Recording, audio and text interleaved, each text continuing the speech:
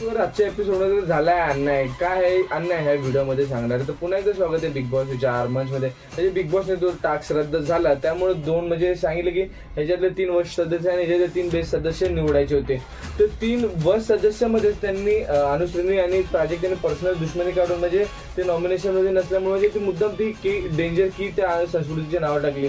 मला असं दिसत होतं की तिने काहीच चुकी केली नाही. ती इव्हन म्हणजे एकदम ॲट दी एंड ती आली, एकदम ते टास्क संपल्यानंतर ती सामान लावायला आली होती.